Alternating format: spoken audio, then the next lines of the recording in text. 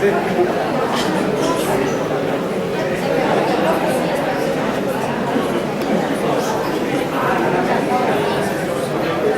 Universidad Autónoma Latinoamericana es una institución de enseñanza superior fundada en 1966 en Medellín. Su principal función es preparar a los profesionales en sus diferentes áreas bajo parámetros de estudio, capacidad, disciplina, ética, solidaridad, responsabilidad e independencia, con el fin de entregar a la sociedad un profesional íntegro. La Universidad Autónoma Latinoamericana está organizada con fundamento en el cogobierno de profesores y estudiantes, es esencialmente democrática, respetuosa de las diferencias ideológicas, religiosas, filosóficas, científicas o políticas. Señoras y señores, sean ustedes bienvenidos al primer Foro Permanente de Derechos Humanos Guillermo Gaviria Correa y Gilberto Echeverri Mejía. Antes de iniciar con este evento, respetuosamente les solicitamos apagar o poner en silencio sus celulares a efecto de no interferir la conferencia. Igualmente, les pedimos que no usen sus equipos de filmación y de fotografía en el escenario principal. Muchas gracias por su comprensión y colaboración. Les informamos a todos los asistentes que los videos y o fotografías que realicemos en este evento podrán ser utilizados en las piezas promocionales o publicados en los diferentes medios de comunicación. Si alguna persona no está de acuerdo, agradecemos nos lo haga saber. Muchas gracias. La Universidad Autónoma Latinoamericana, con la participación de su maestría en Educación y Derechos Humanos, que está abriendo sus puertas a toda la comunidad, a su primera cohorte, la Personería y la Alcaldía de Medellín, con el Instituto Colombiano de Derechos Humanos, les dan la cordial bienvenida al primer Foro Permanente de Derechos Humanos Guillermo Gaviria Correa y Gilberto Echeverri Mejía.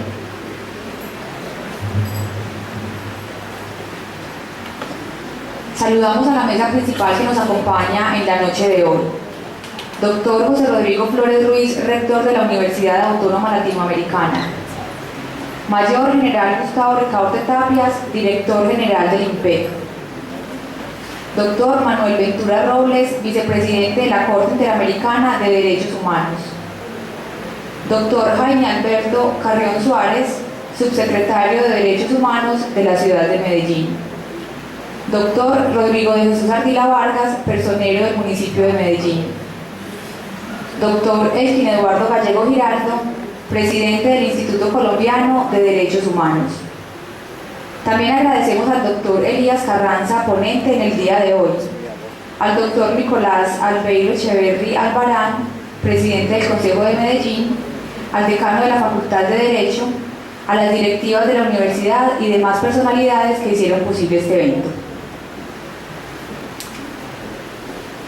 Realizar eventos académicos donde se difunde el conocimiento para la construcción de un aprendizaje colectivo será siempre un objetivo de la Universidad Autónoma Latinoamericana, y más cuando se trata de un tema necesario y de competencia de todos, como es el de los derechos humanos, en una sociedad que día a día lucha por el reconocimiento de los mismos.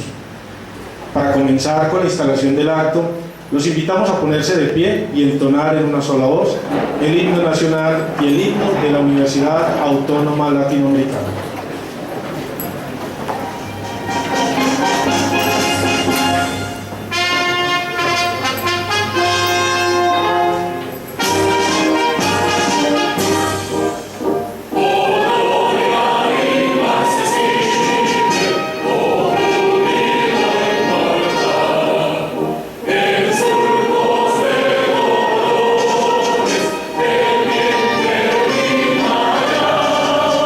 Del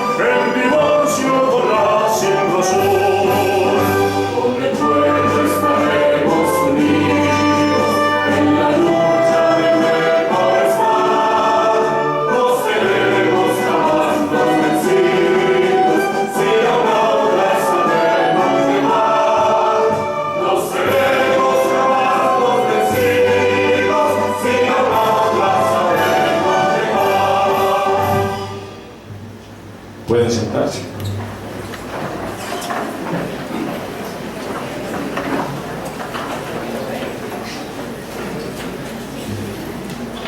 El concepto de derechos humanos es universal e igualitario para todos los seres humanos, así como incompatible con los sistemas basados en la superioridad de una casta, raza, pueblo, grupo o clase social determinados. Son además atemporales e independientes de los contextos sociales e históricos. Invitamos al rector de la universidad, doctor José Rodrigo Flores Ruiz, quien desea expresarles unas palabras de bienvenida.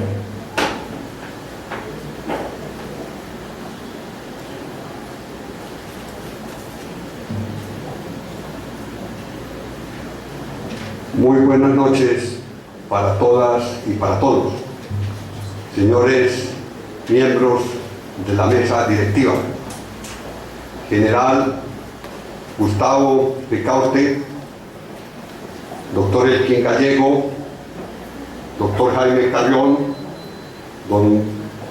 doctor Manuel Ventura, doctor Rodrigo Artila. Saludo también especialmente al señor presidente del Consejo de Medellín, doctor Nicolás Albeiro Echeverri Albarán, y al señor decano de la Facultad de Derecho, doctor Fernando Salazar Mejía. Declaro formalmente instalada esta primera sesión del Foro Permanente de los Derechos Humanos Guillermo Gaviria Correa y Gilberto Echeverri Mejía. Para mí es particularmente impactante ser actor en este evento, porque soy testigo de excepción sobre el sacrificio de Guillermo Gaviria Correa y de Gilberto Echeverri Mejía. Cuando ocurrió su secuestro, desempeñaba el cargo de Contralor General del Departamento de Antioquia y paso a paso estuve en todos los acontecimientos hasta el fatal desenlace. Conocí a Guillermo Gaviria Correa cuando él fue secretario de Obras Públicas en el departamento de Antioquia en la administración del doctor Juan Gómez Martínez. Yo me desempeñaba como diputado y me tocó adelantarle control político. Después estuve con él en su propuesta para la gobernación de Antioquia, en la cual resultó vencedor. Y luego fui elegido Contralor General del Departamento de Antioquia y lo acompañé en el tiempo que estuvo desempeñando el cargo. Conocí también de cerca al doctor Gilberto Echeverri Mejía, porque era un hombre público muy cercano y muy fácil de llegar a él. Inclusive cuando fue ministro de Defensa, él nos llevó al equipo de generales a los encuentros de dirigentes del suroeste, del cual yo hacía parte, y nos puso en contacto inmediato, directo, con la cúpula de la fuerza pública. Posteriormente continuamos interactuando.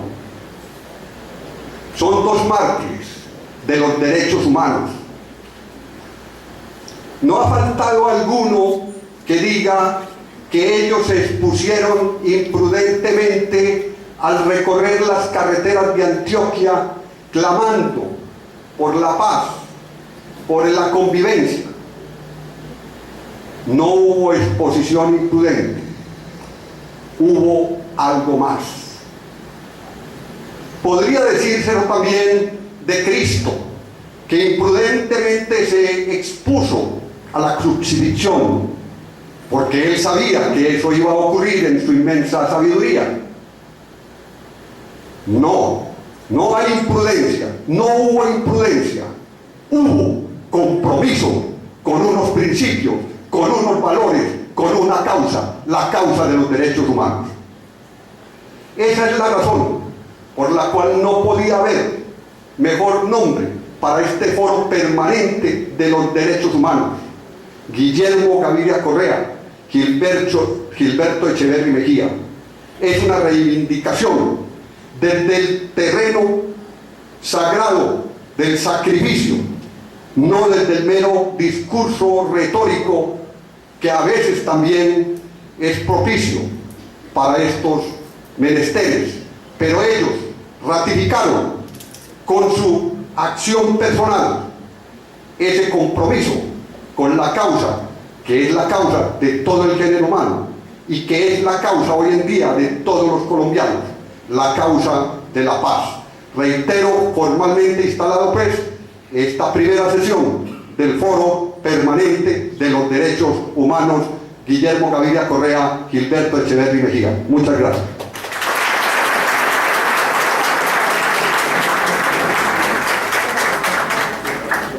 Agradecemos al doctor José Rodrigo Flores Ruiz por su intervención y llamamos ahora al doctor Jaime Alberto Carrión Suárez, subsecretario de Derechos Humanos de la ciudad de Medellín.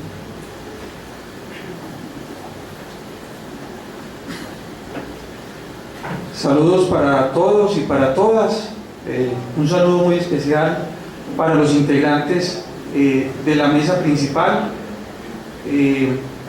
Y bien especial también el saludo para la Universidad Autónoma Latinoamericana, que nos acoge en su casa en la noche de hoy y que ha tenido en conjunto con el Instituto Colombiano de Derechos Humanos la convocatoria de este foro permanente para los derechos humanos Guillermo Gaviria Correa, Gilberto Echeverri Mejía.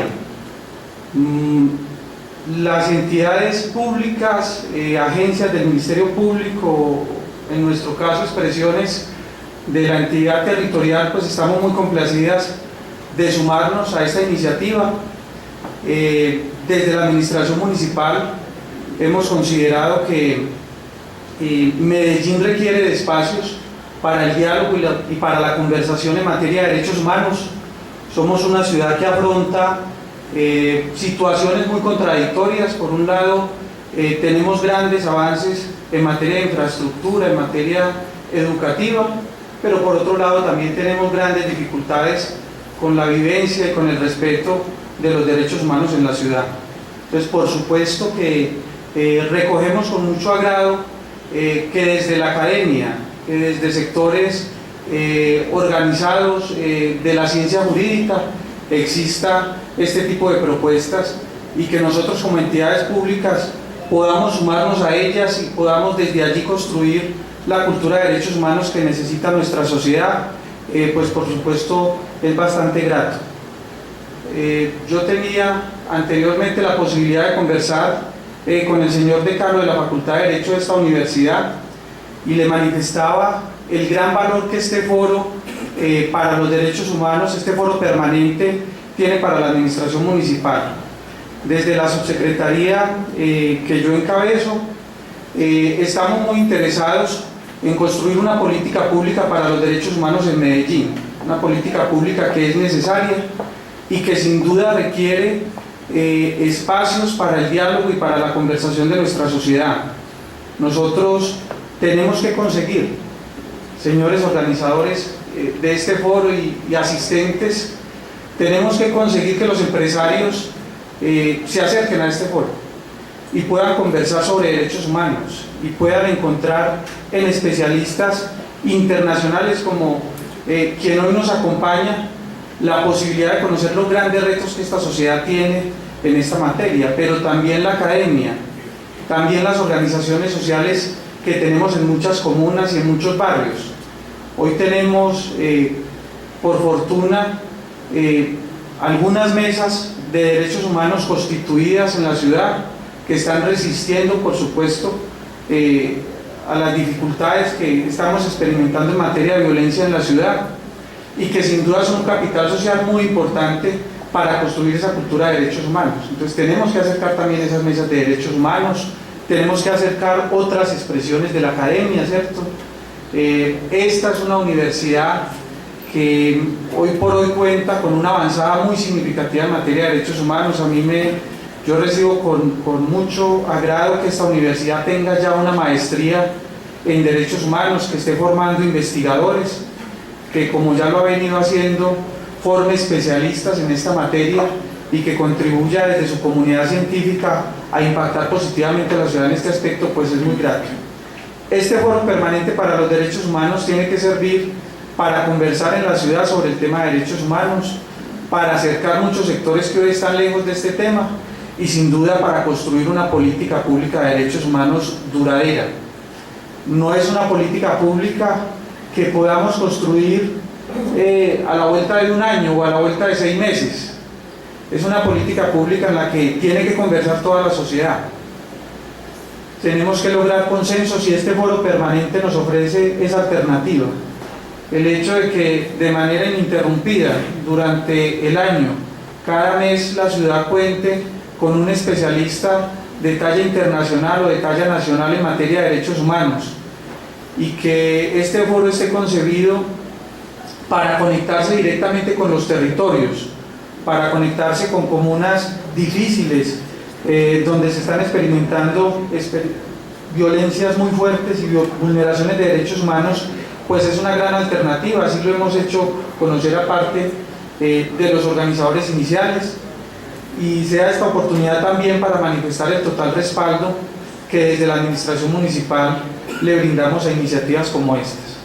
Esperamos seguir participando con ustedes, construir durante este año este foro permanente para los derechos humanos, y que el próximo 10 de diciembre, Día Internacional de los Derechos Humanos, en que esta iniciativa espera cerrar el año con los distintos productos académicos, impactos en la cultura nuestra, pues ese día podamos estar recogiendo unos frutos bien importantes de este foro.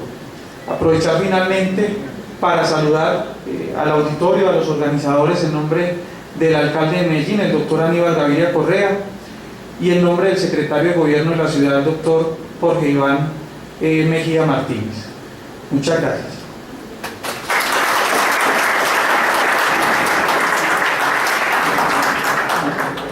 Gracias, doctor Jaime Alberto, por su intervención.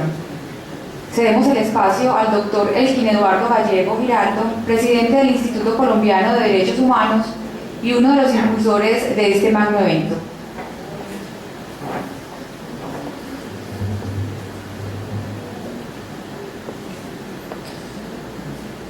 Bueno, saludo muy especialmente a la mesa principal, al doctor Rodrigo Flores, que representa a la Universidad Autónoma Latinoamericana y organizadora de este foro permanente, junto con el señor decano Fernando Salazar, quien desde que llegamos con esta iniciativa, no solamente que la acogió, sino que la fortaleció.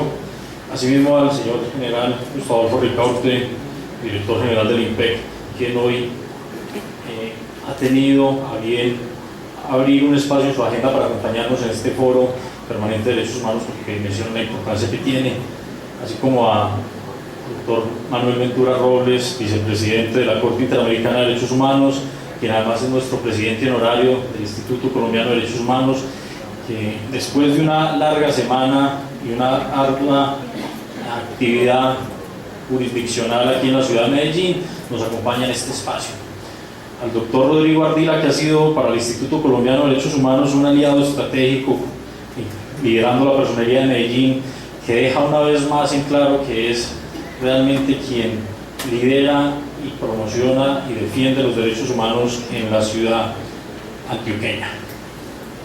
El doctor Jaime Carrión y al equipo de la Alcaldía de Medellín, que también encabeza el señor alcalde, aceptaron la propuesta que hicimos junto con la Universidad Autónoma de realizar este foro, y que además el alcalde propuso algo que es muy relevante y dijo, cuando le propusimos que el foro se llamara Guillermo Gaviria Correa, fue consciente de una cosa: el trabajo tan importante que en materia de derechos humanos y de búsqueda de la paz hizo Guillermo Gaviria Correa, no lo hizo él solo, y estuvo acompañado todo el tiempo del doctor Gilberto Echeverri Mejía, y por eso su respuesta inmediata fue: aprobar y vincularse al foro, pero además de eso pedir que también se agregara dentro del nombre del foro, así que un poquito largo, pero dando un reconocimiento bien importante a quien lo acompañó.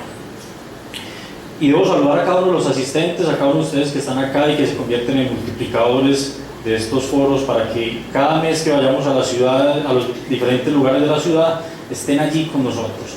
Pero en especial tengo que saludar a los socios fundadores del Instituto Colombiano de Derechos Humanos, que han viajado desde diferentes lugares del mundo, desde Europa hasta el Parque de Aranjuez, que también tenemos de acá de Medellín socios.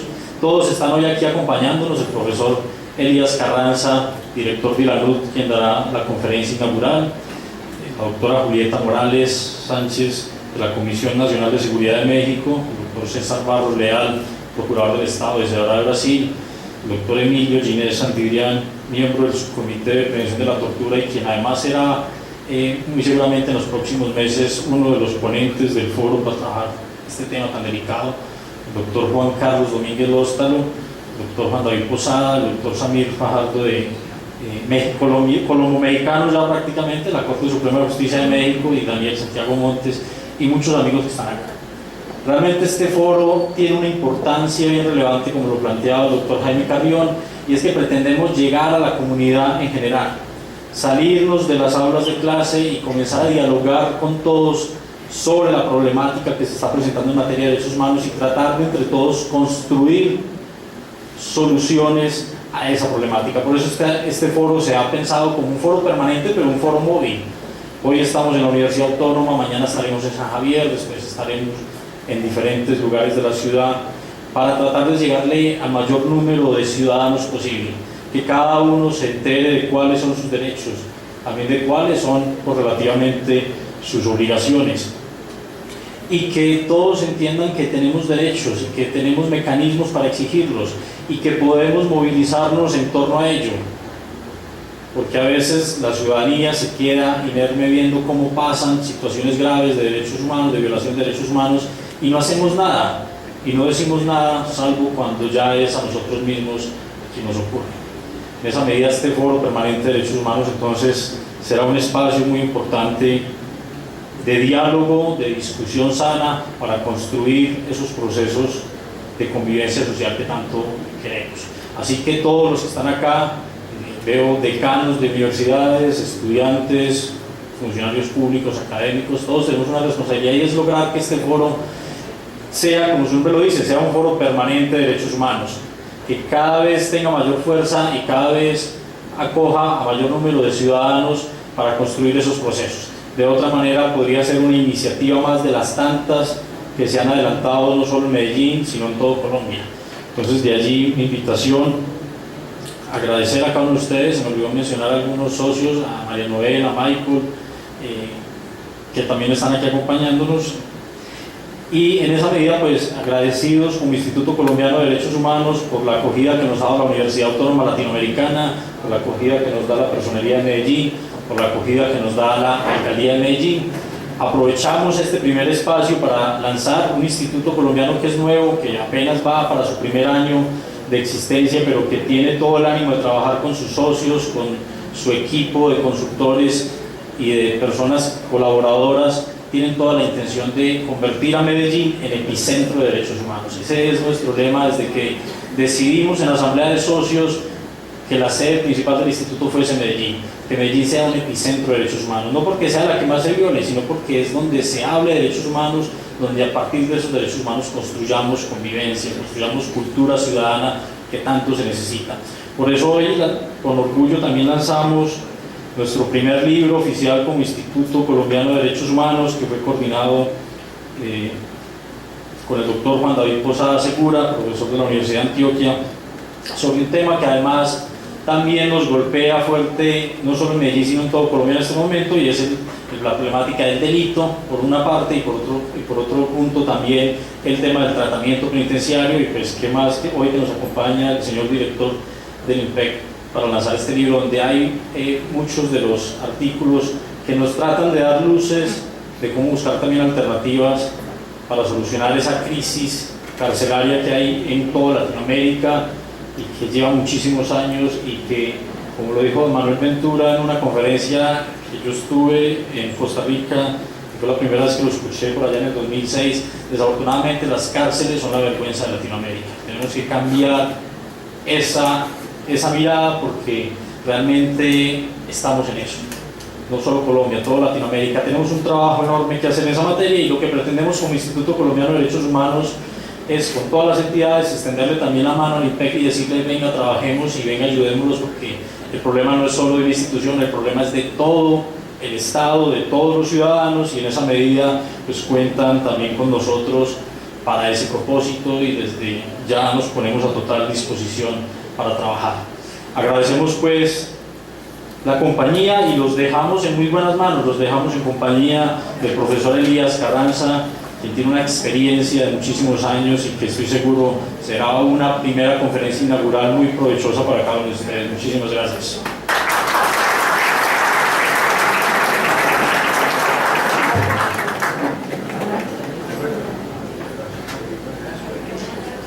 Agradecemos al doctor Elkin Eduardo Gallego por su intervención. El primer foro permanente de derechos humanos Guillermo Gaviria Correa y Gilberto Echeverry Mejía nace como una iniciativa interinstitucional que tiene como fin convertir a Medellín en el epicentro de la promoción y la defensa de los derechos humanos en Colombia.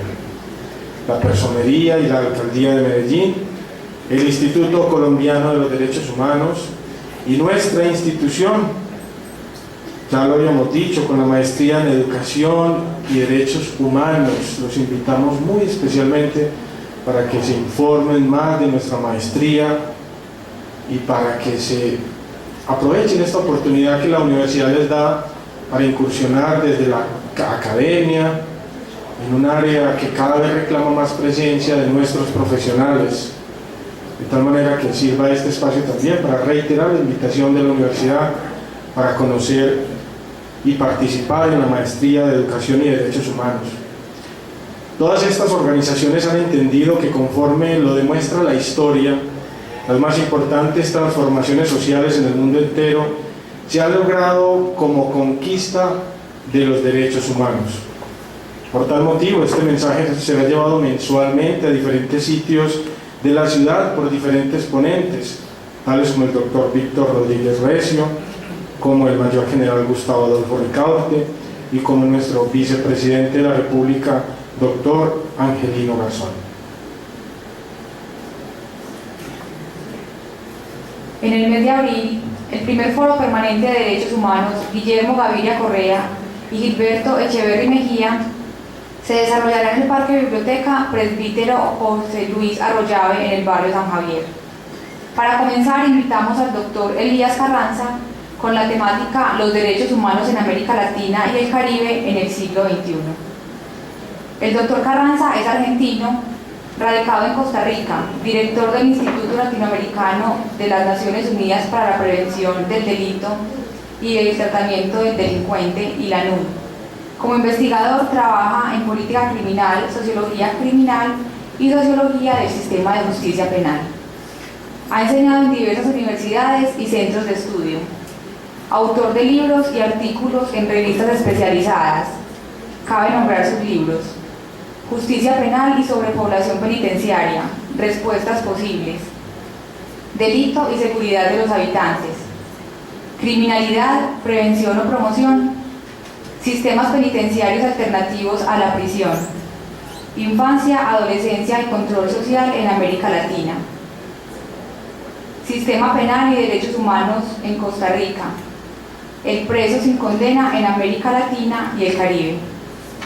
Por su función en el Instituto Latinoamericano de las Naciones Unidas para la Prevención del Delito y el Tratamiento del Delincuente y la NUD, visita con frecuencia y trabaja en los sistemas de justicia penal de los países de la región. Invitamos a los miembros de la mesa principal para que hagan parte del público y le damos la bienvenida a nuestro conferencista.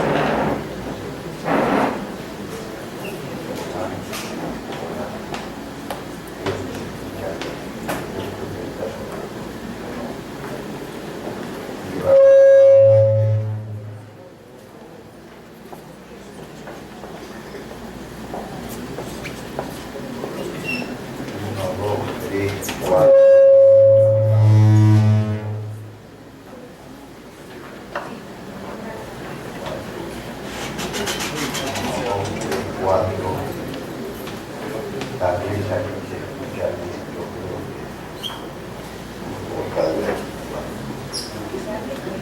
Excelente.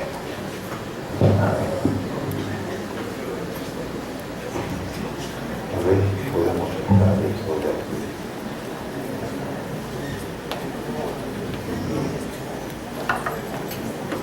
Bueno. Cerramos esta platita.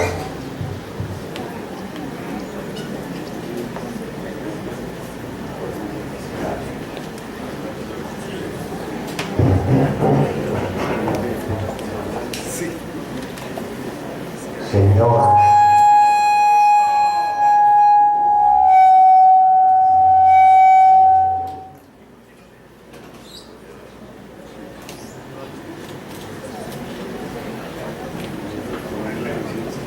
si no, puedo.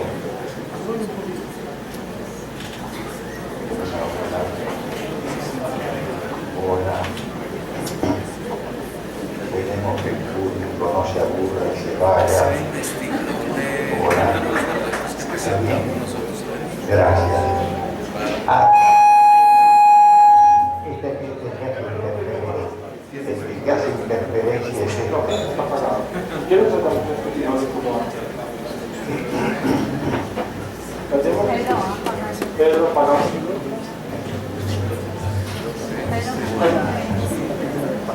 Entonces, utilizo este, decís. Sí, señor. Bueno, pues sacamos este otro.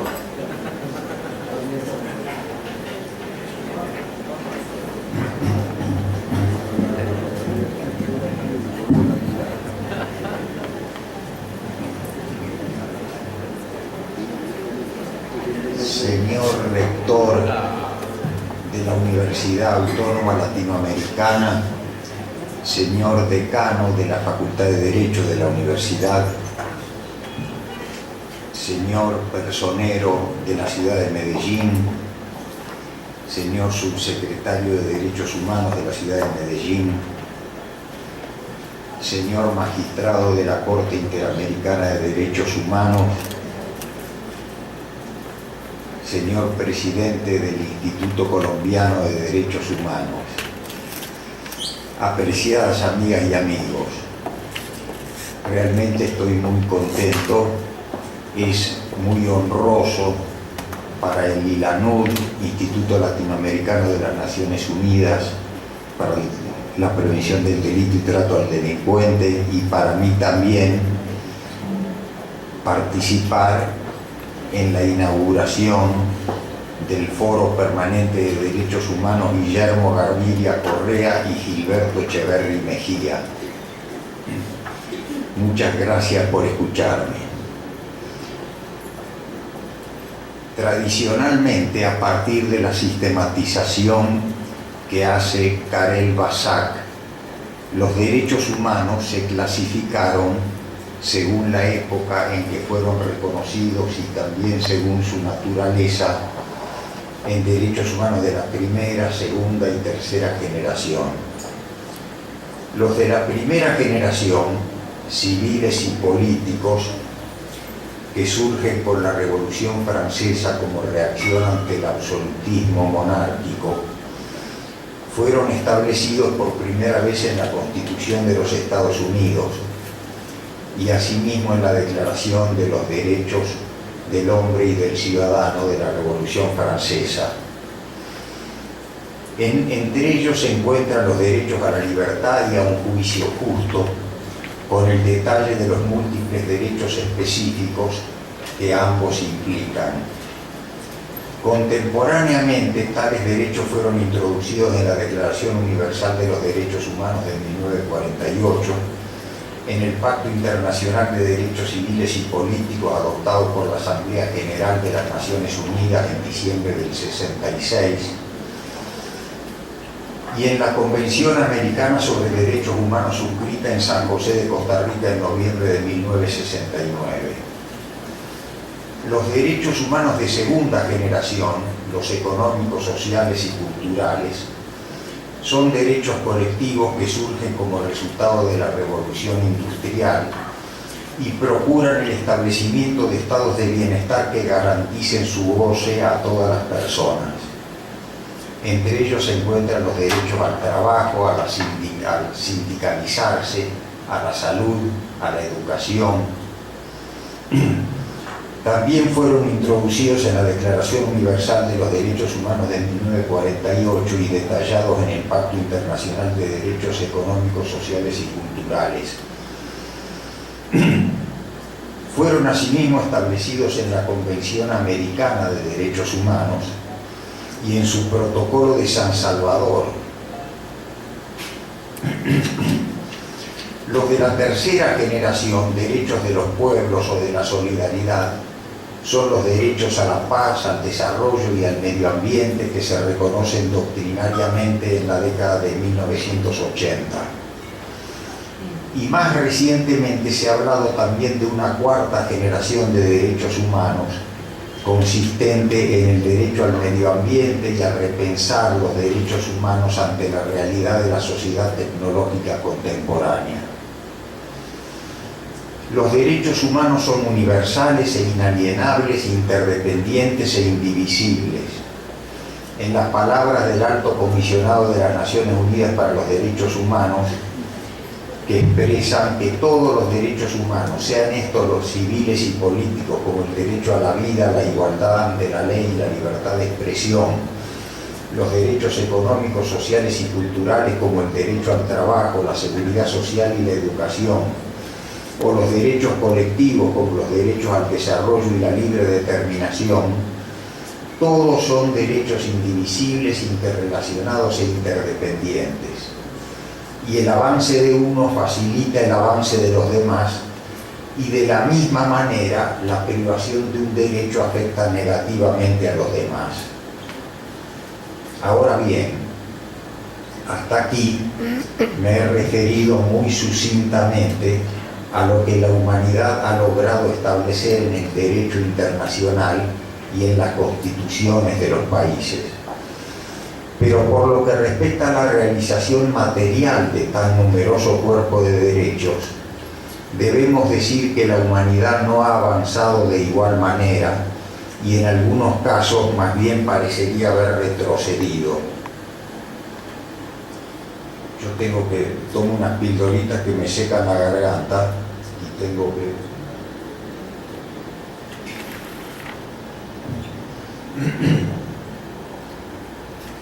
Veamos, por ejemplo, la situación de los derechos económicos, sociales y culturales, cuyo establecimiento con rango constitucional tuvo lugar en nuestra región, en México, en la Constitución de 1917, hará muy pronto un siglo, y que luego fueron introducidos en las constituciones de otros países de la región y también de fuera de ella. En relación con estos derechos, el último informe de la Comisión Económica para América Latina y el Caribe, CEPAL, nos dice que el 29%, casi el 30% de la población en promedio de América Latina se encontraba en el año 2012 bajo la línea de pobreza, 167 millones de personas, y que de ellas 66 millones se encontraban en pobreza extrema bajo la línea de indigencia. Veamos asimismo el caso de los derechos humanos de la tercera generación, los derechos de los pueblos o de la solidaridad. Ante la cantidad de frentes activos de guerras civiles e internacionales existentes, ante el desarrollo de la teoría de la guerra preventiva, ante la situación en que los países de altos ingresos que generan la mayor polución ambiental se negaron a suscribir el protocolo de Kioto sobre el cambio climático, ante la información constante sobre el derroche y polución de las fuentes de agua potable, ante la deforestación, desertificación y extinción de especies animales terrestres y oceánicas, ante todo ello, difícilmente podríamos afirmar que la humanidad viene avanzando en la realización material de este grupo de derechos. Hay avances en determinados países o en algunas materias, pero el balance global es muy grave. Y lo que venimos diciendo nos retrotrae al tema de la integralidad de los derechos humanos. Quisiera que en el curso de esta presentación podamos ver cómo el incumplimiento o el cumplimiento exiguo en el respeto de los derechos humanos de la tercera generación incide en el exiguo cumplimiento para con los derechos humanos de la segunda, y ambos a su vez inciden en el exiguo cumplimiento de los derechos de la primera. Si bien los niveles de pobreza son importantes para medir el grado de realización material de los derechos económicos, sociales y culturales, contemporáneamente se ha encontrado otro indicador aún más importante que ella, por la alta correlación estadística que tiene con las mediciones que se hacen sobre la realización material de cada derecho, y también por su correlación con variables tales como la criminalidad. Tal indicador es la inequidad de la distribución del ingreso. El Banco Mundial, el PNUD, CEPAL y otros organismos han venido destinando sus últimos informes anuales a tratar el tema de este indicador y a las posibles acciones indispensables para reducir sus tendencias que son hacia la magnificación de la brecha entre los pocos que tienen mucho y los muchos que tienen muy poco. Pues bien, el resultado de los análisis del Banco, del PNUD y de CEPAL nos dice que América Latina y el Caribe es la región del mundo con mayor inequidad en la distribución del ingreso. En África hay más pobreza, pero menor inequidad.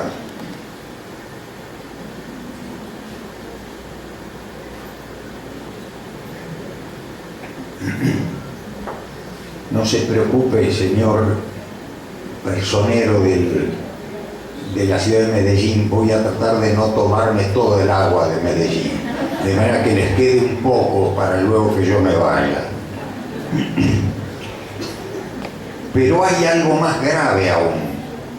Los informes del Banco y de la CEPAL nos dicen que, medida por el coeficiente de Gini, la inequidad global en el mundo ha venido creciendo de manera constante desde principios del siglo XIX hasta la actualidad, y que en el curso de los años recientes, desde 1980 en adelante, hay un crecimiento particularmente grave. 1820, el coeficiente de Gini se mide entre 0,1, o en este caso corrieron la coma para hacerlo más claro, 43, 53, 56, 61, 62, 64, 64, 66 casi, 70, y ahí pega el brinco. O sea que no estamos en presencia de una regresión de las cifras, ni siquiera en su estancamiento. Cada vez es mayor la distancia en el mundo entre los países que el banco clasifica como de altos ingresos y el resto del mundo. En el gráfico siguiente vemos los efectos del aumento de la inequidad sobre los diversos percentiles de población.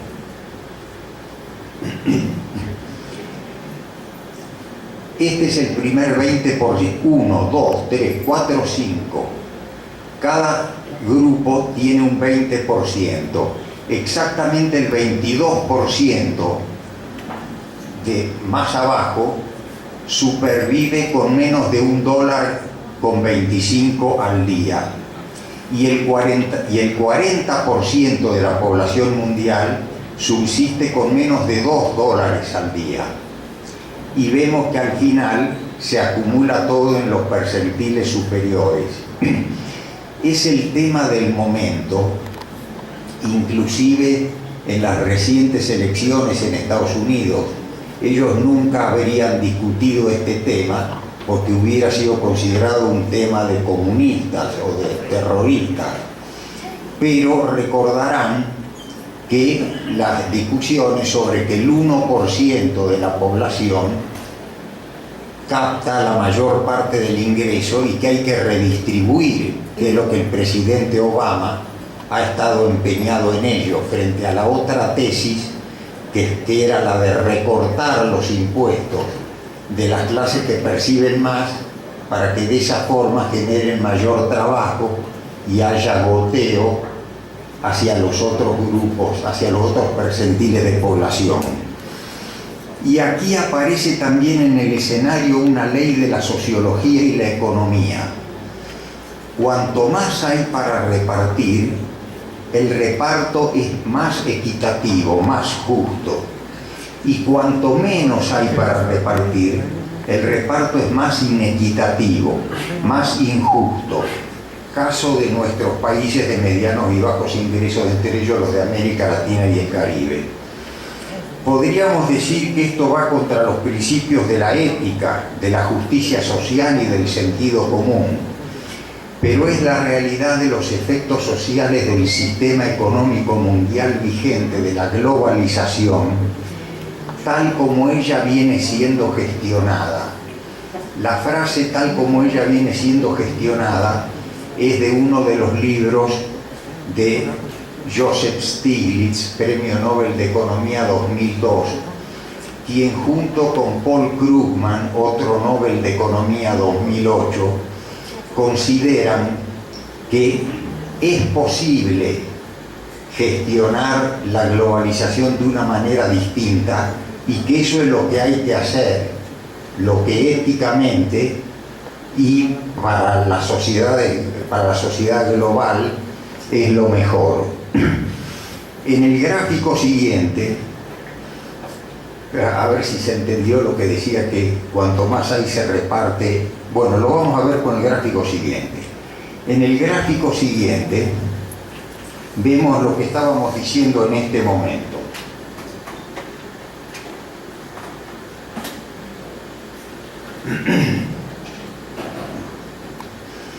Explico, estos son los países de América Latina y del Caribe. Estos son los países de Asia. Estos son los países llamados desarrollados o de altos ingresos. El coeficiente mide la inequidad, de manera que las cifras más bajas son las que quieren decir que hay mayor justicia social. Veamos lo siguiente.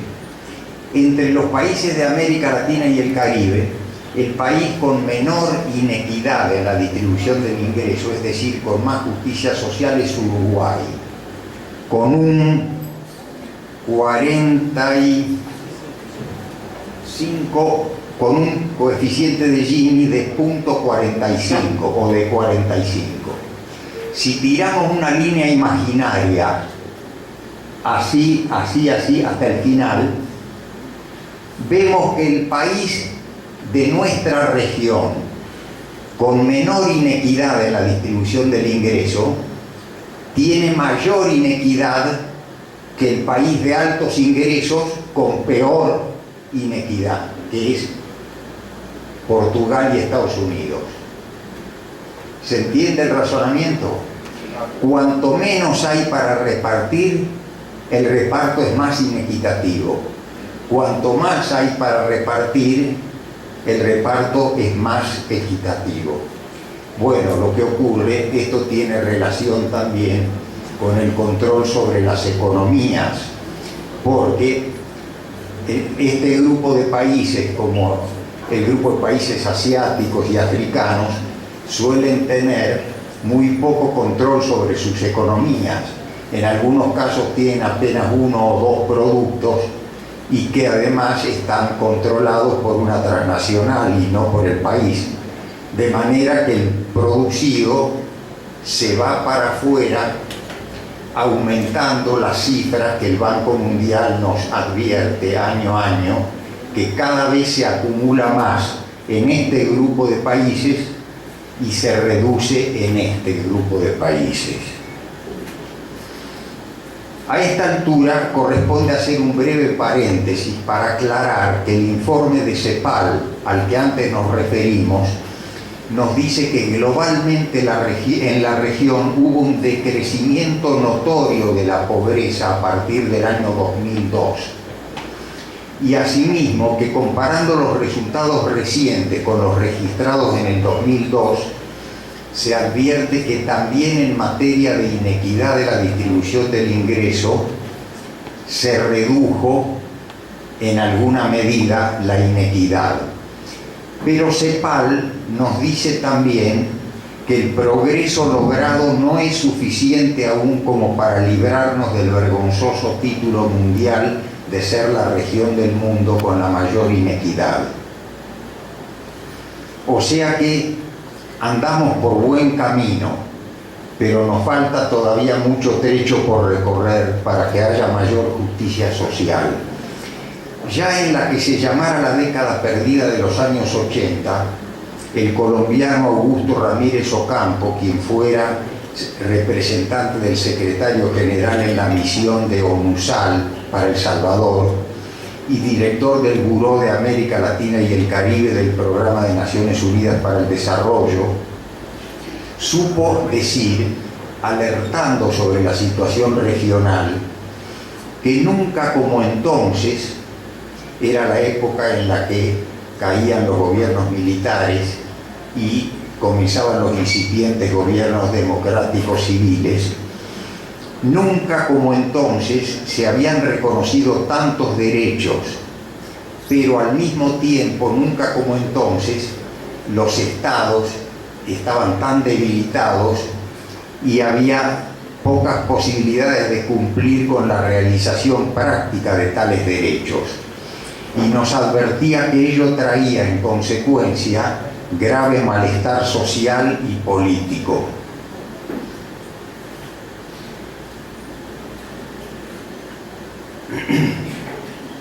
Se me ha agravado lo de la garganta con el hecho de que empezamos a las 9 de la mañana en la Universidad San Buenaventura y ya llego aquí que si no fuera por el micrófono no me escucharían una palabra. De tanto hablar, de ser tan charlatán. Veamos, continuando con el concepto de integralidad de los derechos humanos, cómo la desigualdad genera problemas sociales y de salud. Wilkinson y Pickett examinaron la relación entre la desigualdad del ingreso y los problemas sociales y de salud, llevando a cabo pruebas empíricas en el grupo de los países de la Organización para la Cooperación para el Desarrollo, los países de más altos ingresos del mundo, y en los 50 estados de Estados Unidos. Y entonces obtiene la correlación siguiente. La horizontal marca el índice de Gini, que acá es el más bajo y allá va subiendo.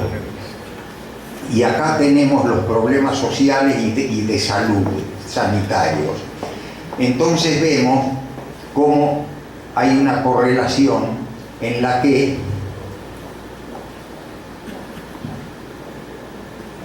ahí tenemos a Suecia, Noruega, Dinamarca, Bélgica, Finlandia, Francia, seguimos subiendo, acá está Estados Unidos, Gran Bretaña, Italia, Canadá. O sea que en este caso, ojalá nosotros, ya vimos en el gráfico anterior, tuviéramos el ingreso de los países que están peores entre los de altos ingresos, porque esto es una correlación entre el grupo de países de altos ingresos, pero de cualquier manera se ve que los países de altos ingresos que tienen menor inequidad tienen menos problemas sociales de los que señalé y mejor salud. Veamos también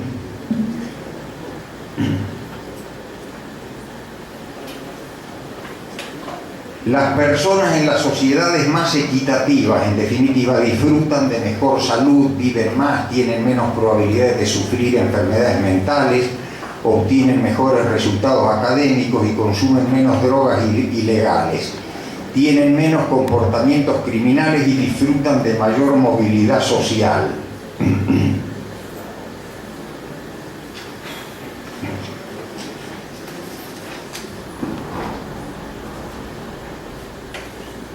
Veamos ahora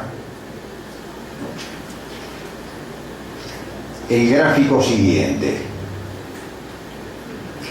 La creciente inequidad mundial de la distribución de la riqueza y del ingreso ha venido elevando asimismo los niveles de violencia. En el gráfico siguiente, el que tenemos en pantalla, observamos, yo ahora lo explico por las dudas, en una medición de 138 países, la correlación entre la inequidad medida hay 138 países. Nuevamente acá tenemos, en este caso en la línea horizontal del cuadro de abscisas y ordenadas, tenemos el coeficiente de Gini, que acaba subiendo. Este es el más alto coeficiente de Gini. Y por acá tenemos, las tasas de homicidio. Y acá se podía haber hecho al revés lo mismo. Y acá el coeficiente de Gini. En este grupo, empecemos por acá. El Salvador, Colombia, Guatemala, Ecuador, Brasil, Haití, los países que tienen alta tasa de homicidios y que también tienen alto coeficiente de Gini. Acá tenemos, nuevamente no se puede ver por el amontonamiento de países, pero está Suecia, Noruega, Finlandia, los países nórdicos, etc.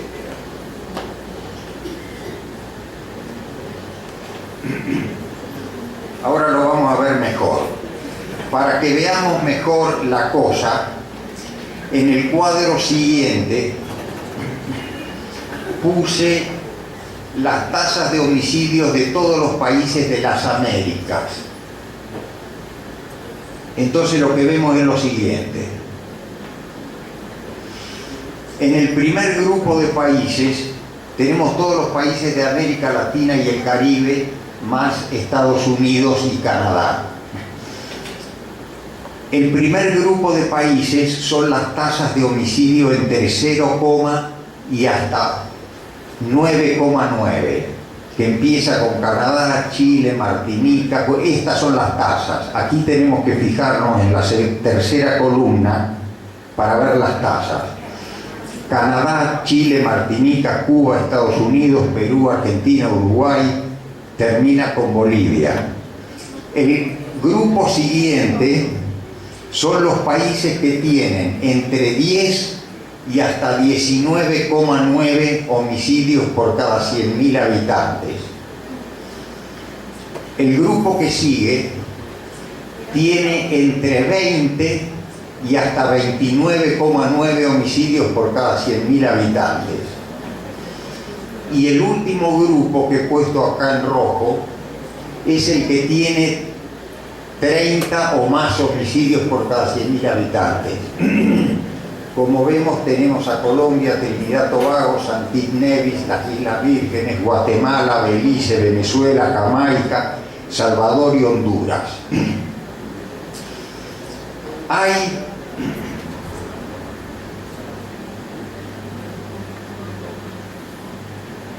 en el mundo, en este momento, 17 países con las tasas de homicidio de más de 30 o más por cada 100.000 habitantes, las más altas del mundo.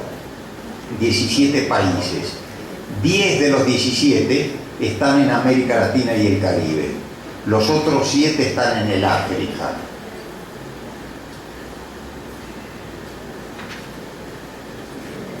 La desigualdad produce asimismo inestabilidad política.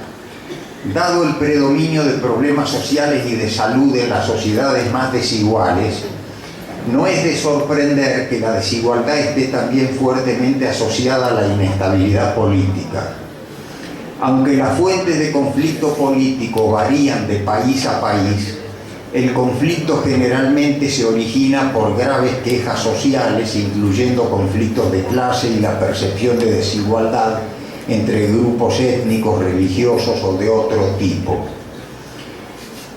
La investigación verifica que las sociedades desiguales en general son mucho más propensas a la inestabilidad política o, en otras palabras, a ser desestabilizadas o derribadas por medios inconstitucionales o por la fuerza. Eso lo vemos en el cuadro siguiente.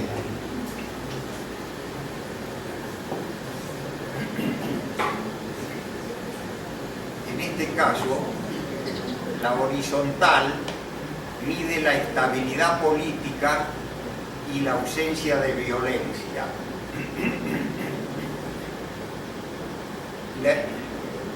Acá está el cero. Estos son los que tienen -1, -2, -3, o sea, alta inestabilidad política y violencia.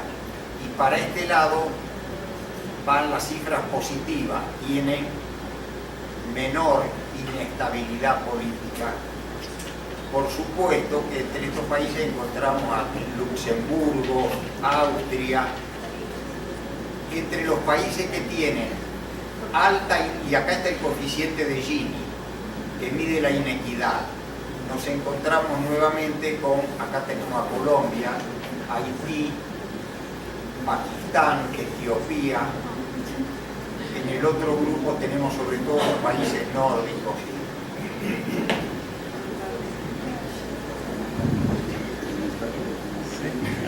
La extrema desigualdad en la distribución del ingreso a nivel global, regional y nacional, nos debería cuestionar sobre el actual enfoque para el desarrollo.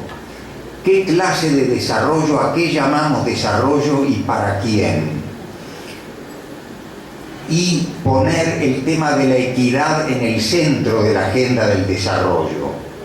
Es lo que estamos viendo que está ocurriendo en los países de Europa en este momento. Por suerte, desde el año 2002, los países de América Latina, como decía en la información dura de CEPAL, nos indican que van en vía de reducir la inequidad en un mundo en el que cada vez hay más inequidad. Pasemos a ver algo ahora sobre los derechos humanos y los sistemas de justicia penal. El componente que exhibe más dramáticamente lo que ocurre son, sin duda, las cárceles, antros de criminalidad, violencia y muchísimas muertes, todo lo cual ocurre en el seno mismo del corazón de la justicia penal.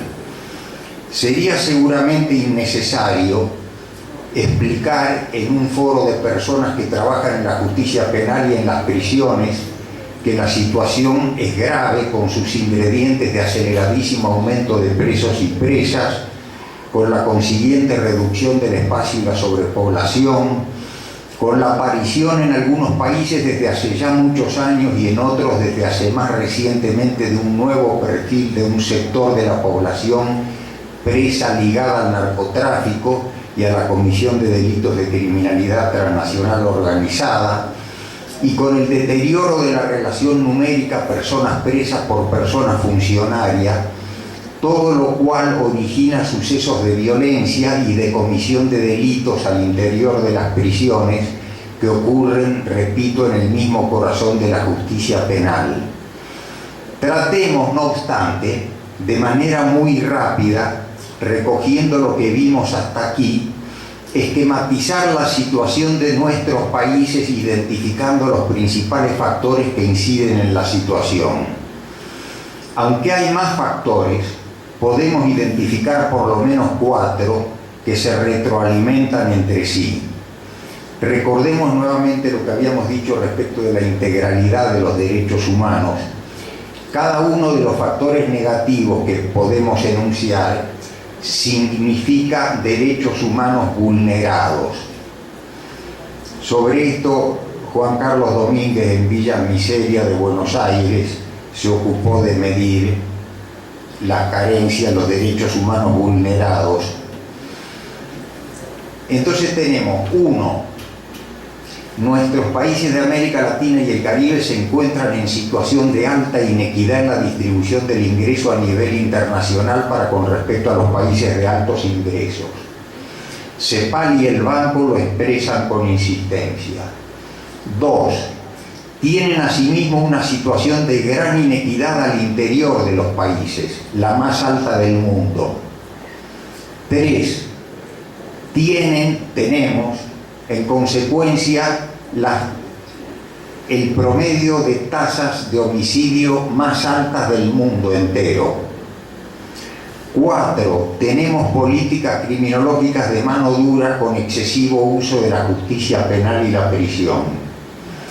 El resultado de tal conjunción de factores está a la vista.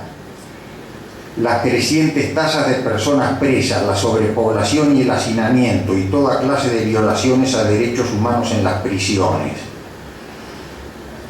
Aunque cabe aclarar que la criminalidad por sí sola no explica las tasas penitenciarias, ya que se ha verificado en muchos países que a veces, habiendo tasas en descenso de criminalidad, hay tasas penitenciarias en ascenso, o viceversa. Aquí lo que vemos es que en todo el grupo de países de América Latina, salvo 2 excepciones en las que podemos, si a usted le interesa luego entrar, pero sería meternos en una particularidad, salvo 2 excepciones, en todos los casos hay densidades de población, esa es la densidad. Esto quiere decir que, siguiendo con el ejemplo de Colombia, que al momento de esta medición, en el 2011, en promedio sobraban 28 de cada 100 presos, en promedio, aunque sabemos que hay casos de prisiones muy sobrepobladas, hemos llegado a medir prisiones con densidad de hasta el 1000%, es decir, donde debería haber 100, hay 900 o 1000. Bueno, gran sobrepoblación. Veamos por qué hay gran sobrepoblación. Una de las razones es esta, la principal. Miremos lo siguiente. Nuevamente con el caso de Colombia. Colombia en el año 92 tenía 92 presos por cada 100.000 habitantes. ¿Se oye? Sí. Tenía 92 presos por cada 100.000 habitantes. Este es el año 92 y acá está el 2013. 92, 96, 97, 98, 120, 129, 128, 139, 157, 170, 157. Sigue subiendo, subiendo, subiendo, subiendo. En la actualidad, este año, al mes de febrero, el INPE me informó, saqué la tasa con la información del Centro Latinoamericano de Demografía, va en vías de triplicarse la tasa, 232. Empezó por 92.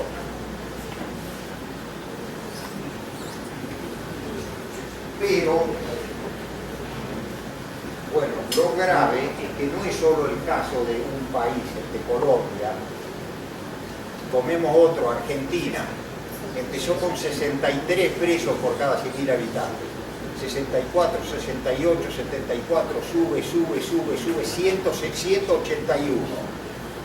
161, o sea que más que se duplicó, va en vía de triplicarse, pero esta fue al 2010, me faltan los datos de 3 años más, ya muy posiblemente Argentina habrá triplicado también la tasa. Veamos el ejemplo de Brasil, que nos hablaba esta mañana César. Brasil empezó con 74 presos en el año 92, 80, 81, 107, 119, sube, 74, sube, 253, 7 por 3, 21, ya va en vía de cuadruplicar la tasa en el 2011. Para el 2013 tal vez ya la esté cuadruplicando. Y lo que llama la atención y que es realmente muy grave es que todos los países, si vemos la primera medición y la última, todos tienen gran aumento de población penitenciaria. Si pensáramos en términos de valores, porque suele analizarse, los valores son muy importantes, pero a veces suele analizarse exclusivamente en términos de valores. Da que pensar que todas las poblaciones de América Latina y el Caribe, desde México hasta Chile y Argentina, pasando por todo el Caribe, se hayan vuelto tan degenerados, violentos, ladrones, asesinos. Podría ser, dentro del cálculo de probabilidades estadístico, podría ser, pero sería demasiada casualidad.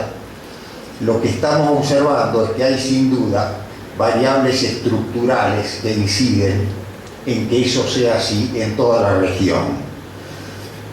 Pero hay más todavía. La cuestión se torna más acuciante cuando vemos en el cuadro siguiente, bueno, estos son los países del Caribe, lo voy a pasar sin explicación. Los países de altos ingresos,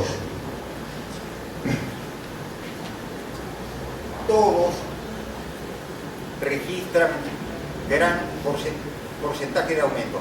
Entre el año 95 y el 2005, Austria subió el 44% de sus tasas penitenciarias. Alemania el 22%, Bélgica el 24%.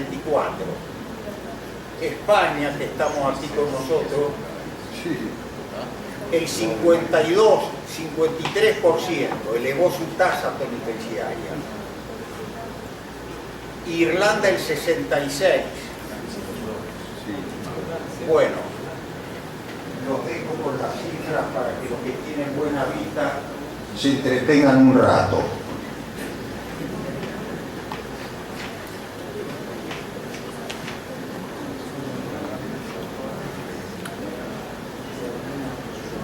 A primera vista, decía, el caso de los países de altos ingresos sería igual a lo que ocurre en América Latina y el Caribe y en los países de medianos ingresos del mundo en general.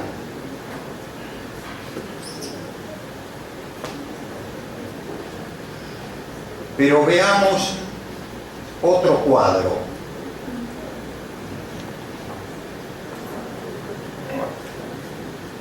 En Austria el 45% de los presos eran extranjeros. En Bélgica el 41%. En Italia el 33%. En España el 30%. En Alemania el 28%.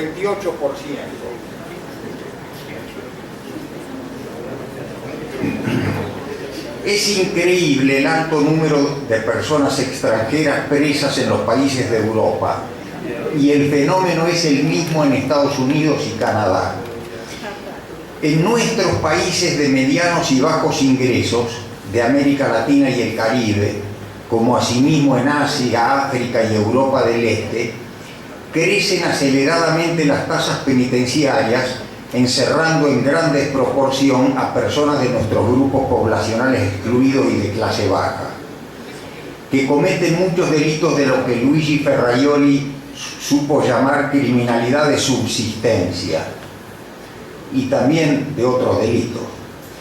En los países de altos ingresos de Europa y América del Norte también crecen aceleradamente las tasas, encerrando en gran desproporción a personas excluidas y de clase baja, pero con la característica de que gran número de ellas son también latinoamericanas y caribeñas, asiáticas, africanas y de Europa del Este, que emigran de las formas más riesgosas en búsqueda de trabajo, terminando muchas de ellas en la cárcel y otras muchísimas, miles, ahogadas en los ejércitos, en los océanos, asfixiadas en contenedores o muertas en los desiertos de la frontera de Estados Unidos con México.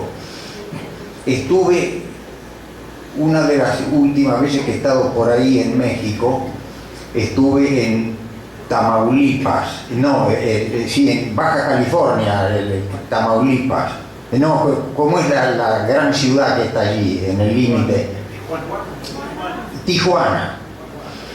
Bueno, y Entonces por ahí está el muro que divide la frontera, que está en la misma ciudad, lo que ahora en un momento dado aparece el muro, y en el muro hay cifras y sumas que se hacen.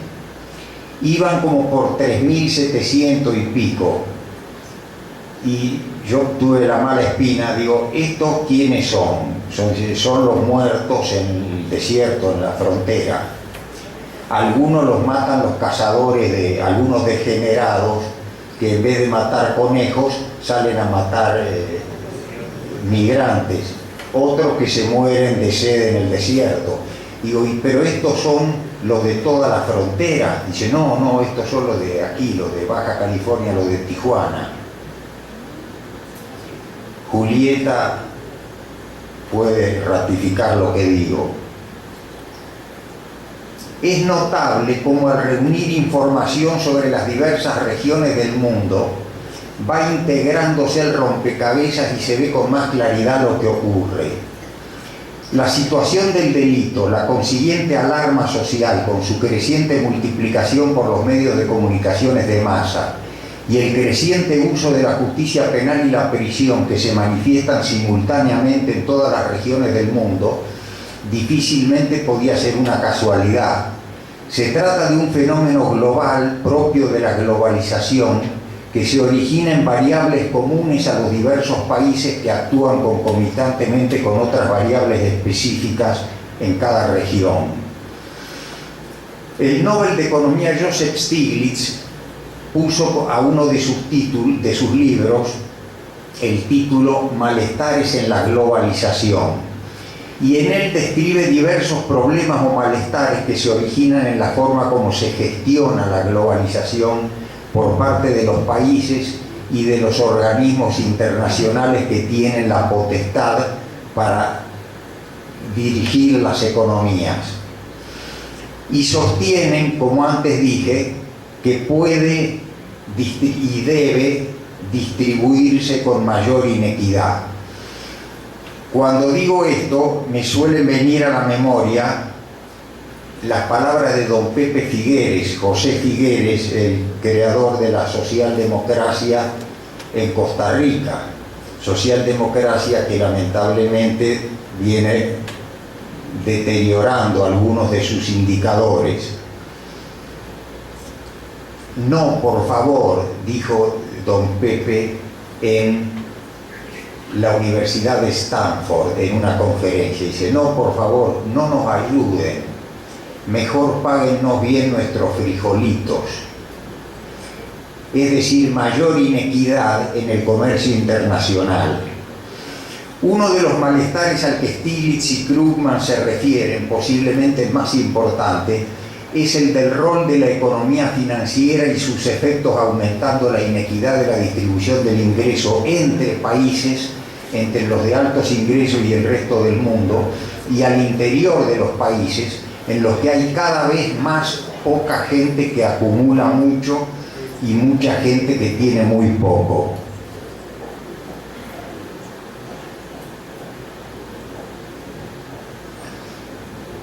¿Y qué tiene que ver? Nos podría decir alguno de ustedes o alguna otra persona, ¿qué tiene que ver esa cosa tan abstracta de la inequidad de la distribución del ingreso con la situación carcelaria o con el robo a mano armada del que fui víctima antes de ayer? La respuesta a la pregunta está en los gráficos que antes vimos, especialmente en el que exhibe, reuniendo los datos de 138 países, la alta correlación que tiene la inequidad de la distribución del ingreso para con los homicidios y otros delitos. En varias ocasiones en el ILANU hicimos el cálculo y gráfico específico para el proyecto Estado de la Nación de Costa Rica, y lo mismo podría hacerse con cada uno de los países de la región, contando con la información necesaria para hacerlo. Ahora bien, ante la situación que hasta aquí hemos descrito, la pregunta del millón, ¿qué hacer?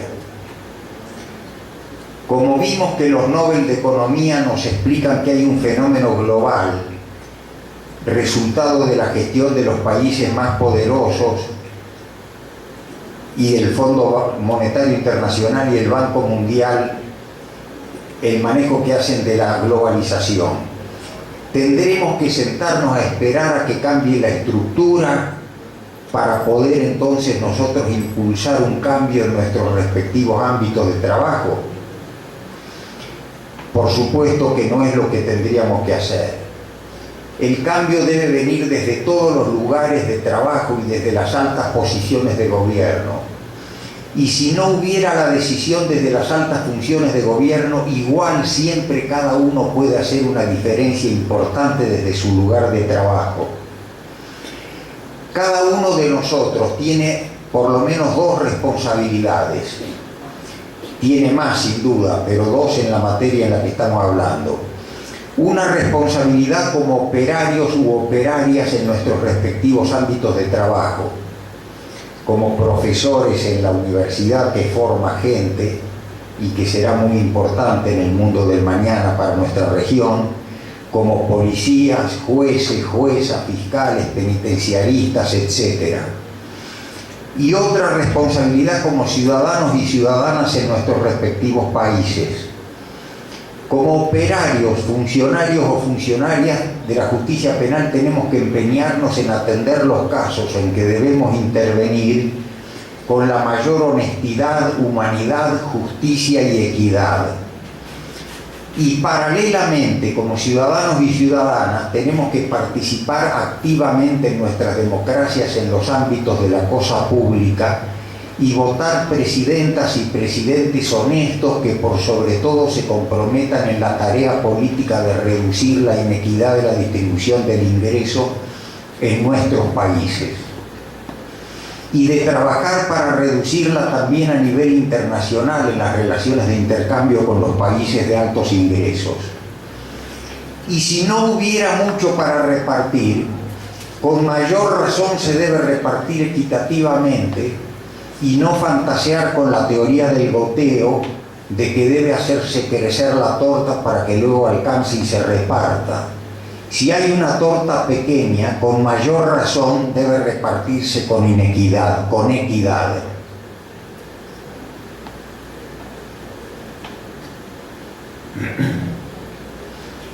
Tenemos que elegir mandatarios y mandatarias que no gobiernen para las transnacionales ni para la economía financiera, sino para distribuir el ingreso con mayor justicia entre los habitantes de nuestros países y entre los de altos ingresos y los nuestros.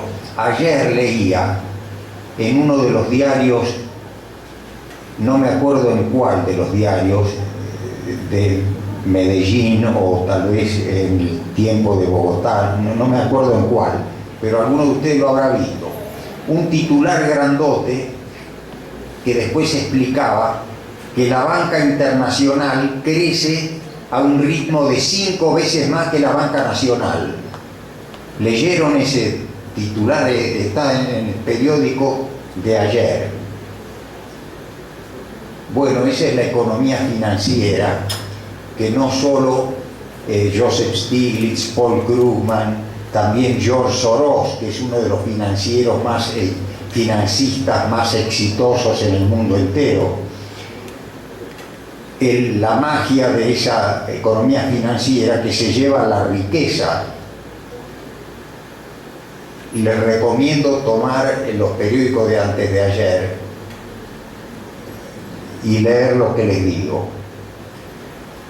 En cuanto a nuestra obligación como operarios de la justicia penal, es fantástico lo que se puede hacer, aún en las condiciones más difíciles, si se cuenta con gente honesta y comprometida en su función y con la decisión política de hacer los cambios. Sin duda ustedes tendrán ejemplos que podrían contar, y hay muchos. Por lo que a mí respecta, antes de venir a Medellín, estuve una vez más en República Dominicana, país en el que Lilanud ha tenido la suerte de cooperar a lo largo de muchos años en su gran transformación penitenciaria. La vienen haciendo desde hace 9 años y ya han logrado establecer su nuevo modelo de gestión en la mitad de las cárceles del país, que comprende 16 prisiones que funcionan en todos los estándares al mismo nivel que las mejores prisiones del mundo. Yo he estado en todas ellas y las he recorrido de punta a punta. No hablamos de lujos, sino de dignidad y estándares en materia de derechos humanos, tanto de las personas presas como de las personas funcionarias. Restablecieron su sistema estatal con solo los recursos presupuestarios regulares anuales de la Procuraduría General de la República, sin ningún préstamo internacional ni nacional, sin aumentar la deuda pública.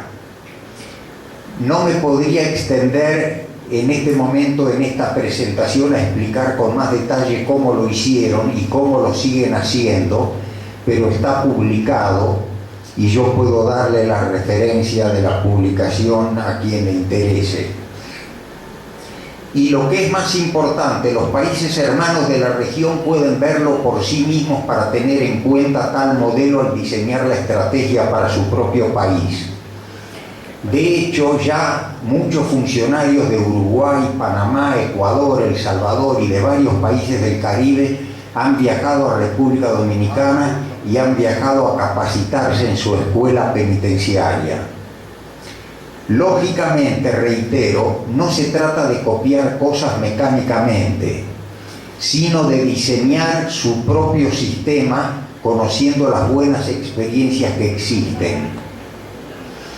Creo que lo más importante del ejemplo dominicano es que nos corrobora que sí se pueden cambiar nuestras cárceles y establecer los derechos humanos en nuestros países y en nuestros sistemas de justicia penal, si contamos con dos condiciones indispensables: un equipo de gente honesta y dedicada a tiempo completo para hacerlo, y la decidida y sostenida decisión política. Es difícil y es duro, pero sí se puede. Con esto termino agradeciéndoles haberme escuchado. Gracias.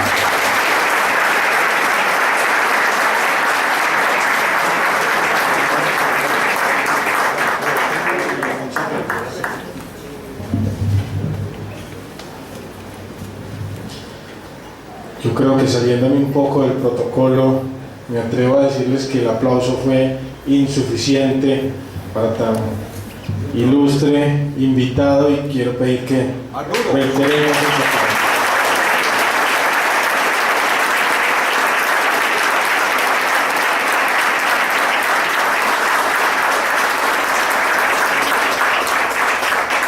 Muchísimas gracias, yo creo que había sido suficiente. Vamos a ponernos de pie para entonar las notas del himno antes de